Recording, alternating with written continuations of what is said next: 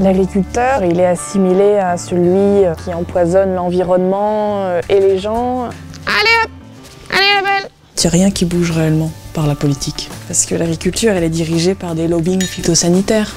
Plus on sera à boycotter ce système de lobbying, et plus il y aura de chances qu'une agriculture respectueuse de l'environnement, des animaux et des humains voit le jour.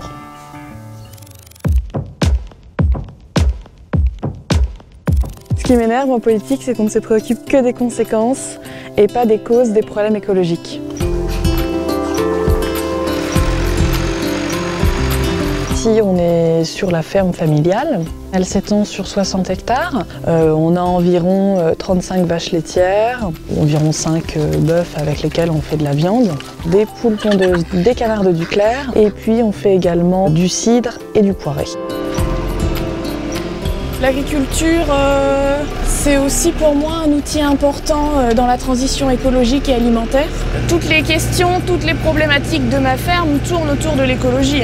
Tu vois, l'histoire d'être autonome alimentairement, c'est le fait qu'on produise tout sur la ferme, c'est de réduire un maximum son empreinte carbone. Et dans les jeunes de mon entourage, il y a un éveil plus poussé et des jeunes qui se sentent plus concernés quand même.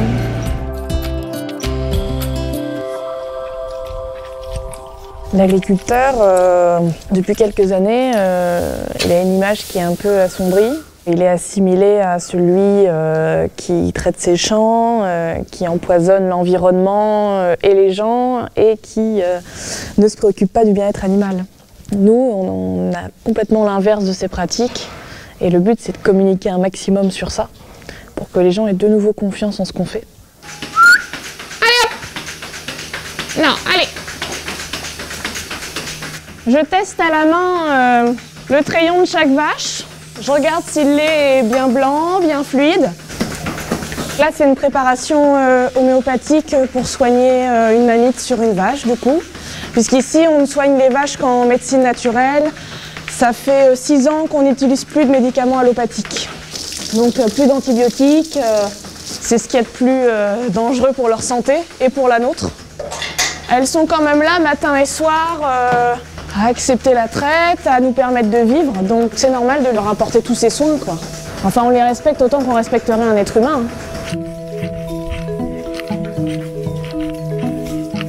Donc ici, tous les aliments que les animaux mangent sont cultivés sur la ferme. On est en autonomie alimentaire. De toute façon, pour avoir des produits de qualité, il faut un animal qui est bien dans son corps et bien dans sa tête. Donc ça passe par l'alimentation, les liens sociaux, le fait qu'ils soient tous ensemble et le milieu de vie, l'espace. Donc une fois de plus, on a tout à y gagner à essayer de respecter au maximum comment serait l'animal à l'état naturel. Tu vois, ça c'est ce que j'essaie de reproduire, c'est le schéma naturel. Parce que dès que tu t'en éloignes, c'est là où tu commences à avoir des soucis.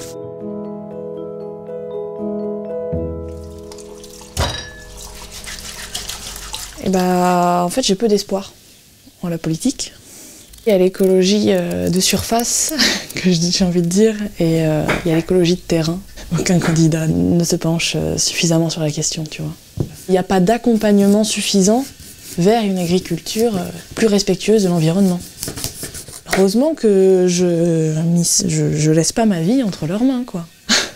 Et l'avenir de la planète, parce qu'il n'y aurait pas de suite. Il n'y a rien qui bouge réellement par la politique. Ça bouge pas parce que l'agriculture, elle est dirigée par des lobbying phytosanitaires ou d'un point de vue animal par des lobbying pharmaceutiques. Il y a de plus en plus de gens qui se réveillent, qui prennent conscience, et plus on sera à pratiquer, plus on sera à boycotter ce système de lobbying, et plus il y aura de chances qu'une agriculture respectueuse de l'environnement, des animaux et des humains voit le jour.